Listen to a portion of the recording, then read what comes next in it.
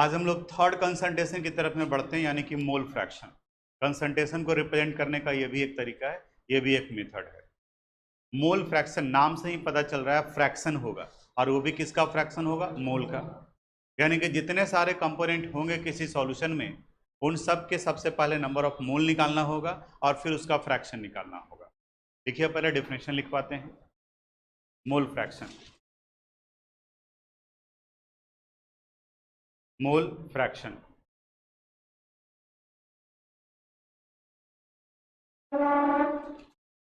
लिखिए इसमें, it is the ratio of,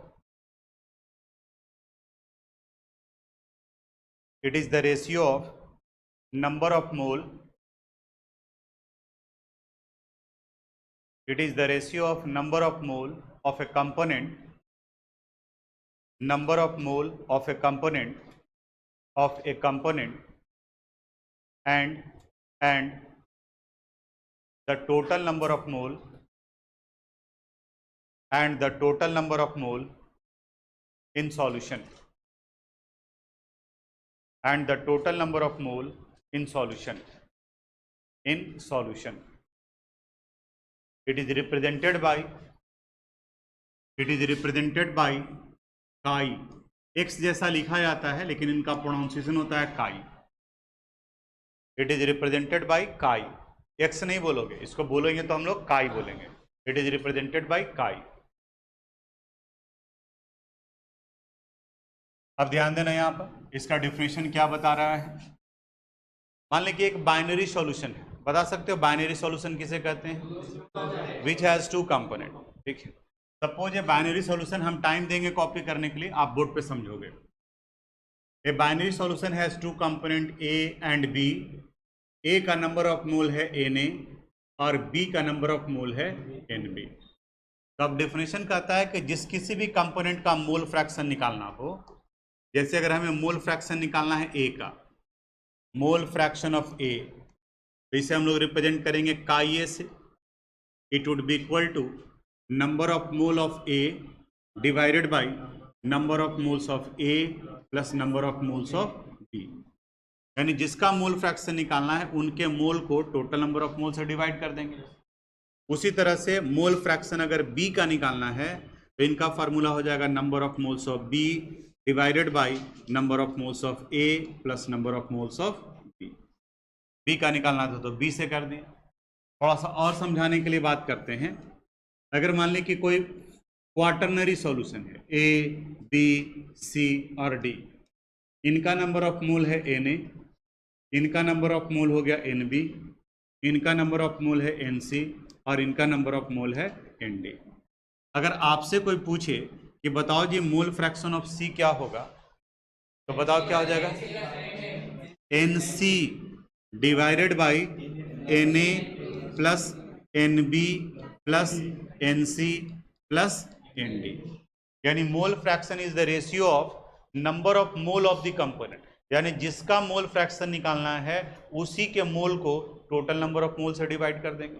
तो चूंकि ये बाइनरी था, सिर्फ दो ही कंपोनेंट थे, तो ए का निकालना था तो ए के मोल को टोटल मोल से डिवाइड कर दिए। जब बी का निकालना था तो बी के मोल को टोटल मोल से डिवाइड कर दिया। क्लियर है यहां तक? आगे और सुन। जैसे अगर हम बोले कि आप इतने लोग हैं, आप में से 80% स्टूडेंट पढ़ने वाला है, तो बताओ नहीं पढ़ने वाला कितना है?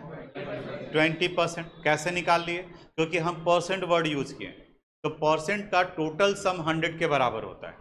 उसी तरह से नीचे क्लासेस में मैथ्स में भी आप पढ़े होंगे कि सारे फ्रैक्शन का सम 1 के बराबर होता है, सारे फ्रैक्शन का सम 1 के बराबर होता है। तो यहाँ पर सिर्फ दो ही कंपोनेंट था, काई ए और काई बी, तो इन दोनों का जब सम निकालेंगे तो वो भी कितने के बराबर हो जाएगा? 1 के बराबर होगा। यानी यहां से हम लोग लिख सकते हैं chi A plus chi B, it would be equal to 1। अब इससे फायदा क्या हुआ? इससे फायदा ये हुआ कि अगर कोई एक का मोल फ्रैक्शन निकला हुआ है तो दूसरा निकाल सकते हैं। बताओ तो देयरफॉर अगर काई ए निकालना होगा तो क्या फार्मूला हो जाएगा? 1 माइनस काई बी, और अगर काई बी निकालना होगा तो 1 माइनस काई ए। ये बाइनरी के केस में। वही अगर क्वाटरनरी अभी जो लिखे थे उसमें निकालना रहता तो वहां तक chi A plus chi B plus chi C plus chi D and it would be equal to 1। वो चारों का सम जो है 1 के बराबर। क्लियर है? अब आप इसको कॉपी कर लीजिए। अब ये बनेगा क्वेश्चन तभी जाकर के कंसेप्ट क्लियर हुआ कि मोल फ्रैक्शन निकालना कैसे है।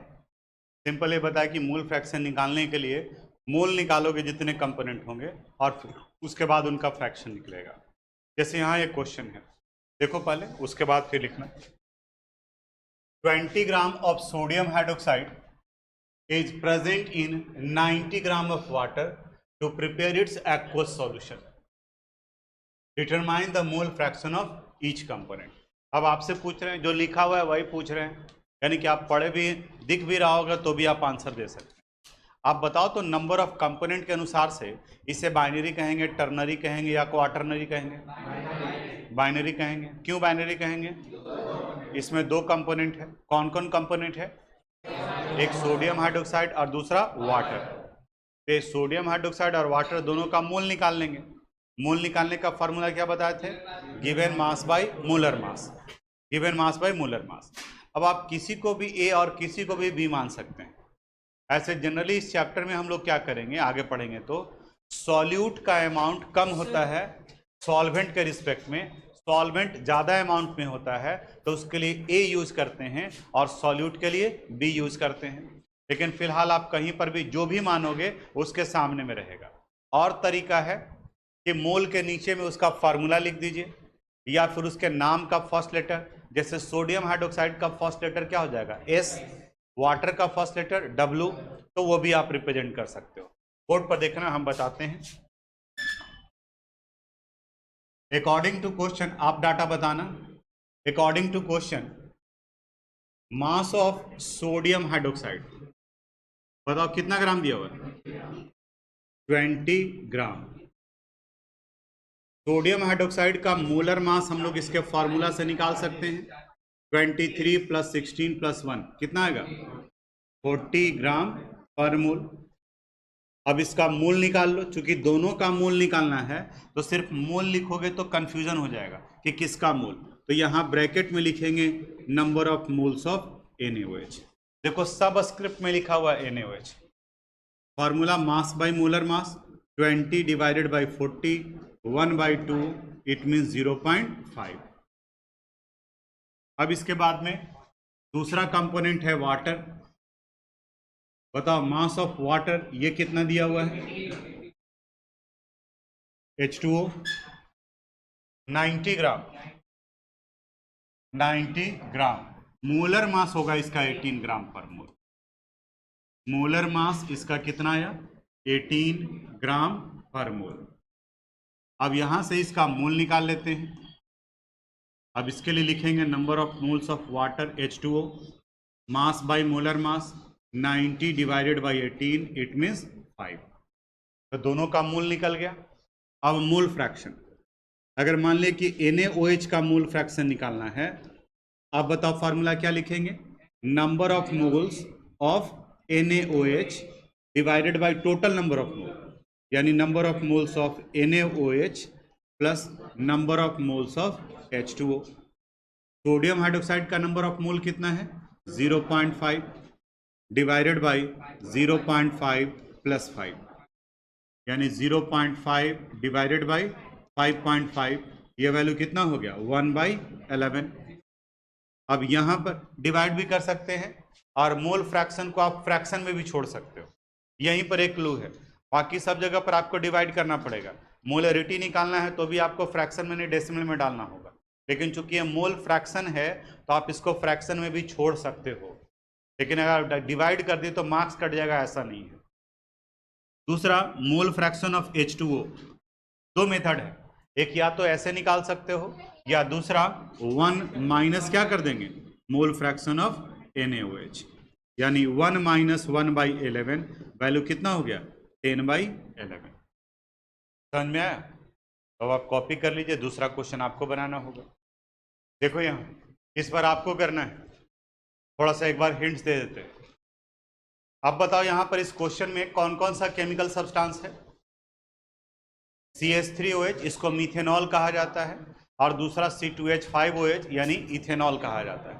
देखो तो दोनों का मास दिया हुआ है, एक 8 ग्राम मिथेनॉल है और 23 ग्राम इथेनॉल है।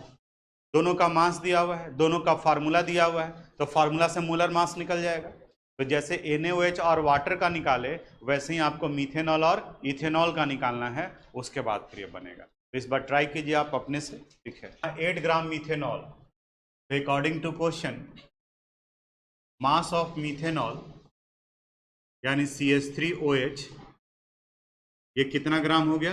8 ग्राम। अब इसका मोलर मास निकाल लेते हैं। मोलर मास आएगा 12 प्लस 1 इंटू 3 प्लस 16 प्लस 1, बताओ कितना आ गया था? 32 ग्राम पर मोल। अब यहाँ से इसका मोल निकाल लो। मिथेनॉल पूरा फार्मूला लिख सकते हो या ऐसे भी लिख सकते थे। M हो गया मिथेनॉल के लिए और E लिख देंगे इथेनॉल। जो भी मानेंगे, X और Y भी मान सकते हैं, जो भी मानेंगे यहीं पर इंडिकेट करेंगे। तो उसको हम ये लिए हैं mass by molar mass 8 divided by 32, यानी ये वैल्यू कितना हो गया? 1/4। चाहे तो आप 0.25 भी लिख सकते हैं। दूसरा कंपोनेंट है इथेनॉल, मास ऑफ इथेनॉल यानी C2H5OH, बताओ कितना ग्राम दिया हुआ है? 23 ग्राम। इनका मोलर मास आप निकाले हैं, कितना आया है? 46 ग्राम पर मोल। अब यहां से इसका मोल निकाल लो। इसके मोल को हम लोग Ne से रिप्रेजेंट करेंगे। Mass by molar mass 23 divided by 46, 1/2 यानी 0.5।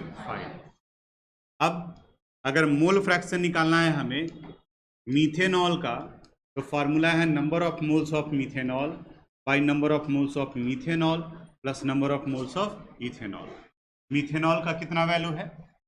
0.25। 0.25 डिवाइडेड बाई 0.25 प्लस 0.5 यानी 0.25 डिवाइडेड बाई 0.75, ये वैल्यू कितना हो गया? 1/3। मोल फ्रैक्शन ऑफ इथेनॉल निकालेंगे तो 1 माइनस 1/3 यानी वैल्यू कितना हो गया? 2/3। आप फ्रैक्शन में भी छोड़ सकते हो सिर्फ मोल फ्रैक्शन के लिए, और अगर इसको डिवाइड किए होंगे तो ये वैल्यू आएगा 0.33 और ये वैल्यू आ जाएगा 0.67। ये 0.33 और ये 0.67। 666 जा रहा है तो 6 जा रहा है तो 5 से बड़ा वैल्यू है तो 1 ऐड करेंगे 0.67। हम तो देख रहे थे तो आप लोग करीब करीब सब लोग जो है बना रहे थे। ठीक है, बना है। अब जरा इसी में और दिमाग लगाते हैं। क्वेश्चन यही है, आप इसे पूछेंगे आप बताओ। फिर से बताओ, ये बाइनरी टर्नरी क्वाटर्नरी क्या है? बाइनरी है। दो कंपोनेंट है, एक मीथेनॉल और दूसरा इथेनॉल। दूसरा सवाल ये है कि आप बताओ इसमें से सॉल्यूट कौन है? CH3OH। और सॉल्वेंट कौन है? C2H5OH। सॉल्यूट वो होता है जिनका अमाउंट कम है और सॉल्वेंट वो होता है जिनका अमाउंट ज़्यादा है। तो यहाँ सॉल्यूट का अमाउंट है 8 ग्राम और सॉल्वेंट का अमाउंट है 23 ग्राम। तो 23 ग्राम आपका सॉल्वेंट हो गया, ये पता चल गया। अब अगर आपसे कोई कहे कि मोललिटी निकालो, तो मोललिटी का फार्मूला याद करो। Molality is equal to mole of solute. तो सॉल्यूट का नंबर ऑफ मोल अभी निकाले हम लोग ना, कितना आया है? 0.25 divided by mass of solvent. Solvent का मास कितना है? 23। यानी कि अगर मोललिटी निकालने के लिए कहा जाता इसी क्वेश्चन में, तो मोललिटी इज इक्वल टू लिख देते हैं हम लोग 0.25 डिवाइडेड बाई 23 इंटू 1000। ठीक है, अब जरा मोलरिटी के बारे में बात करते हैं। तो मोलरिटी के लिए हमें क्या चाहिए? Volume of solution. ये 0.25 तो यहाँ भी रह जाता। वॉल्यूम ऑफ सॉल्यूशन के लिए सॉल्यूट का मास पता है, सॉल्वेंट का मास पता है, तो दोनों को ऐड करेंगे तो सॉल्यूशन का मास निकला, और डेंसिटी से कंपेयर करेंगे तो वॉल्यूम निकलेगा। यानी कि अब जो क्वेश्चन आने जा रहा है उसमें मोलरिटी भी निकालना है, मोललिटी भी निकालना है और मोल फ्रैक्शन भी निकालना है। देखिए क्वेश्चन हम पहले बताते हैं, उसके बाद फिर आप बनाओगे। देखो यहाँ if 30 gram of urea is dissolved in 90 gram of water to prepare its aqueous solution, then determine the concentration of the solution in terms of molarity and in mole fraction. यानी मोलरिटी भी निकालना है, molarity भी निकालना है और mole fraction भी निकालना है. इसे हम सोल्व करते हैं, इसके आगे वाला क्वेश्चन आप सोल्व करोगे. ठीक है, तरीका भी पता चल जाएगा कि कैसे कैसे क्या करना है. जो देखो यहाँ सबसे पहले डाटा सेपरेट कर लेते हैं according to question. 30 gram of क्या दिया हुआ है? Urea. Mass of urea, urea का फॉर्मूला होता है NH2CONH2 और ये कितना दिया हुआ है? 30 ग्राम. जब मॉलिक्यूलर फार्मूला पता है तो इसका हम लोग मोलर मास निकाल सकते हैं. तो ये आता है 60 ग्राम पर मोल. अब यहाँ से इसका मोल निकाल लो. ये यूरिया का मोल है इसलिए इसे हम लोग NU कर देते हैं. Mass by molar mass 30 divided by 60 यानी 0.5, 1/2. दूसरा कंपोनेंट है water. Mass of solvent, solvent के फॉर्म में किसका यूज किया गया? वाटर. सर सॉल्वेंट आप यहाँ क्यों लिख लिए? क्योंकि हमको मोलरिटी भी निकालना है तो पहले से तैयारी करके चल रहे हैं. तो मास ऑफ सॉल्वेंट बताओ तो कितना दिया हुआ है?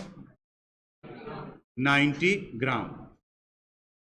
अब यहां से इसका मोलर मास बताओ कितना आता है? 18 ग्राम पर मोल. अब ये वाटर का मोल निकल जाएगा. Number of moles of water, mass by molar mass 90 divided by 18, ये वैल्यू कितना हो गया? 5. इनका मोल निकल गया. अब इसके बाद आगे बढ़ते हैं हम लोग. मोल फ्रैक्शन के लिए ये दोनों चाहिए, हमें मिल गया. मोललिटी के लिए इनका मोल divided by mass of solvent निकल गया. लेकिन अभी हमको और डाटा चाहिए मोलरिटी के लिए. मोलरिटी के लिए क्या चाहिए? वॉल्यूम, और वो भी किसका? सॉल्यूशन का. तो सॉल्यूट का मास पता है, सॉल्वेंट का मास पता है, तो सबसे पहले हम लोग किसका मास निकाल लेते हैं? सॉल्यूशन का. तो mass of solution it is equal to solute plus solvent यानी 30 प्लस 90 कितना आ जाएगा? 120 ग्राम. देखो तो डेंसिटी ऑफ सॉल्यूशन इस क्वेश्चन में दिया हुआ है कितना? 1.2 gram per millilitre. Density is equal to होता है मास बाय वॉल्यूम, तो volume would be equal to mass by density. तो वॉल्यूम ऑफ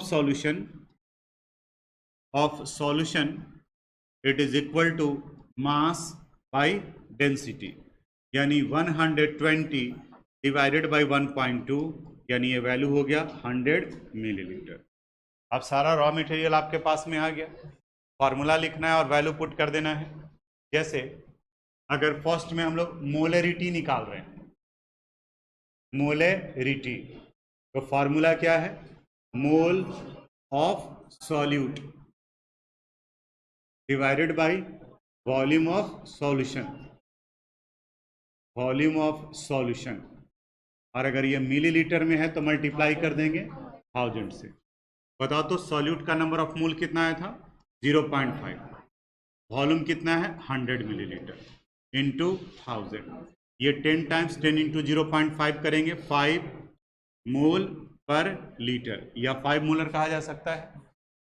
दूसरा मोललिटी अगर निकालना है, molality number of mole of solute divided by mass of solvent, और अगर ये ग्राम में है तो मल्टीप्लाई कर देंगे किससे? 1000 से. तो मोल ऑफ सॉल्यूट कितना है? 0.5. मास ऑफ सॉल्वेंट कितना है? कितने ग्राम वाटर में? 90 इंटू 1000. तो 90 इंटू 1000 करेंगे तो ऊपर में ये वैल्यू आ गया 50/9. तो 50/9 करेंगे तो 5.555, तो इसे लिखा जाएगा 5.56 मोल पर किलोग्राम. अब तीसरा पार्ट क्या निकालना है? Mole fraction. अब मोल फ्रैक्शन अगर यूरिया का निकालना है तो number of moles of urea divided by number of moles of urea plus number of moles of water. तो यूरिया का 0.5 divided by 0.5 plus 5, 0.5 divided by 5.5, it means 1/11। Mole fraction अगर water का निकालेंगे तो 1 माइनस 1/11 यानी 10/11। ठीक है, समझ में आया? तो मेन जो काम रहता है वो ये है, इस पे ज्यादा ध्यान लगाओगे डाटा सेपरेट करने का। स्टार्टिंग से ही बोल रहे हैं, क्वेश्चन पढ़ो आप क्या दिया हुआ है, जैसे ये इंफॉर्मेशन सेपरेट हो गया तो फॉर्मूला लिखेगा और बाकी निकलता चला जाएगा, नोट कर लीजिए। लेकिन एक क्वेश्चन आपको देते हैं बनाने के लिए, तब पता चलेगा कि हाँ समझ में आया या फिर नहीं आया। थोड़ा सा अलग करके देते हैं, लेकिन डाटा ऐसे ही सेपरेट करोगे। मोलरिटी भी आप बनाए हैं, मोलरिटी भी आप बनाए हैं। लिखे तो question,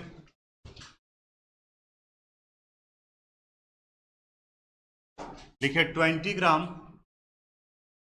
gram of sodium hydroxide, 20 gram of sodium hydroxide is present in its 100 milliliter, is present in its 100 milliliter aqueous solution, 100 milliliter aqueous solution, aqueous solution. If the density of the solution, if the density of the solution is 1.1 gram per milliliter, is 1.1 gram per milliliter, then determine the concentration, then determine the concentration in terms of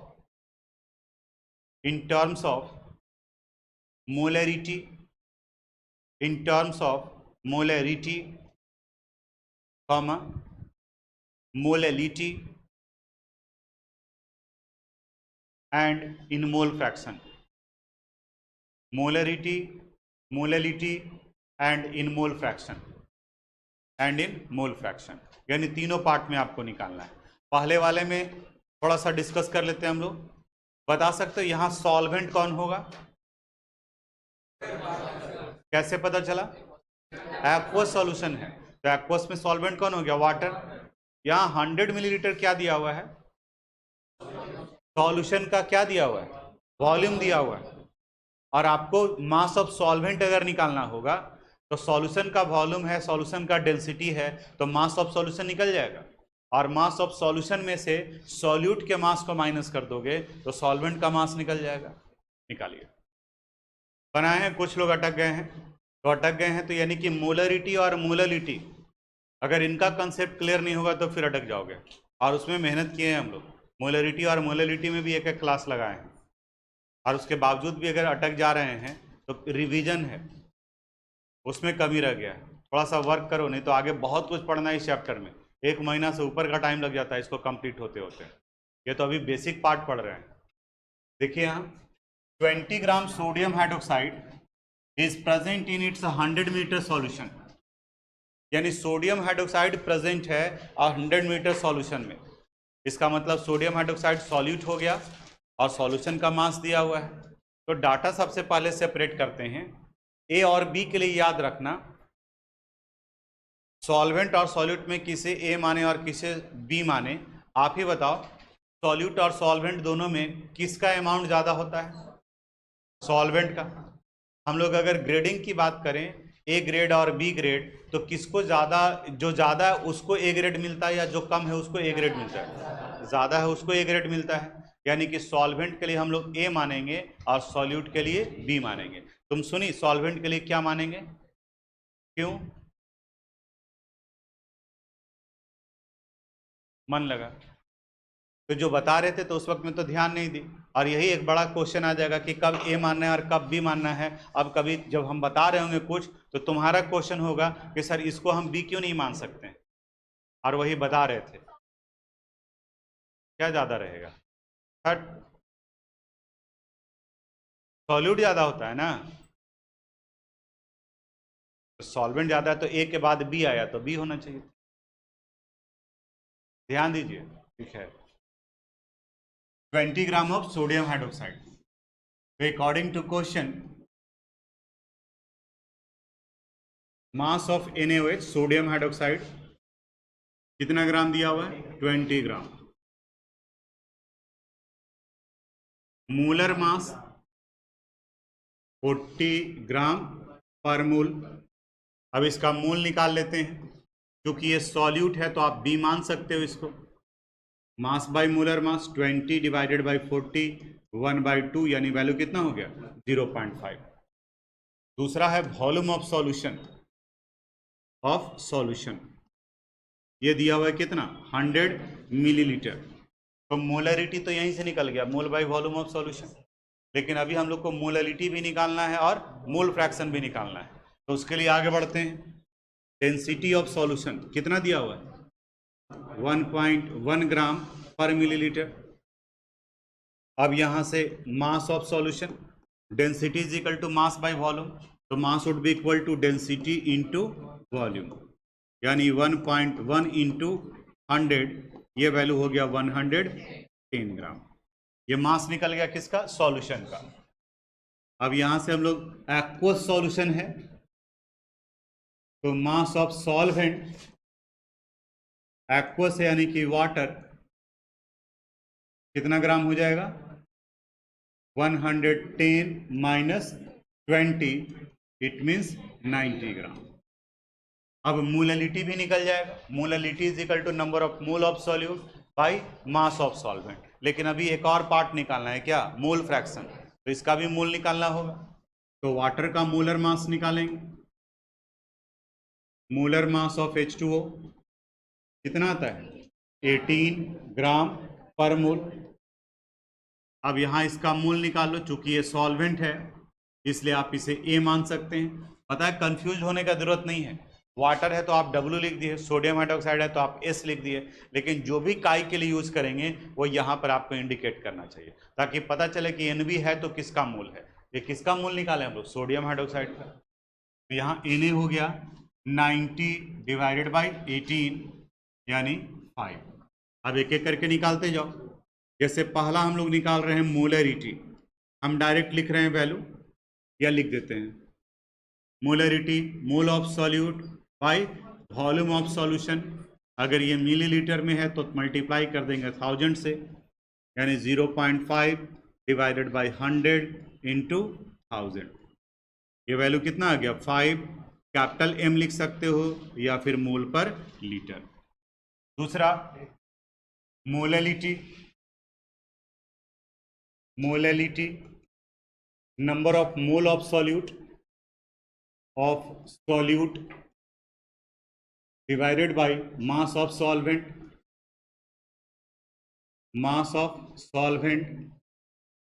और अगर ये ग्राम में रहा तो multiply कर देंगे किससे? 1000 से। मोल of solute,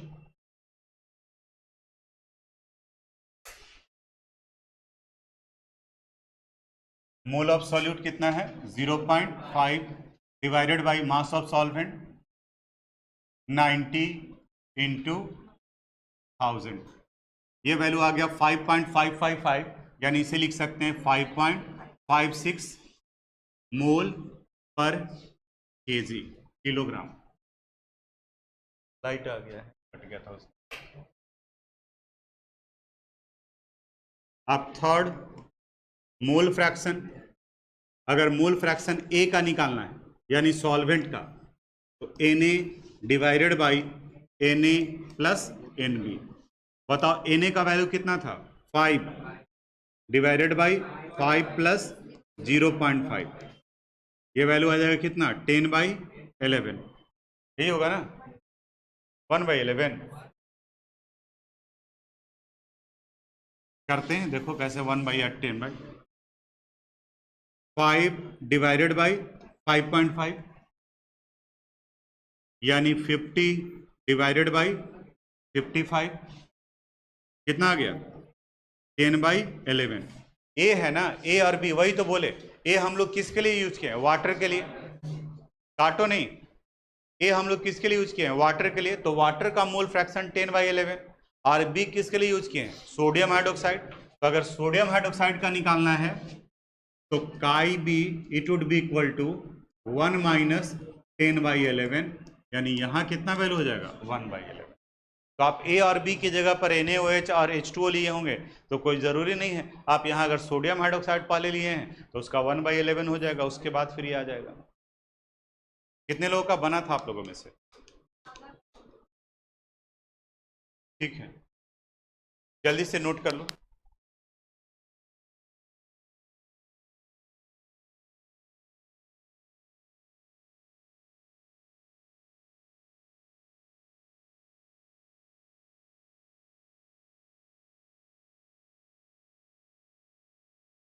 Thanks for watching this video.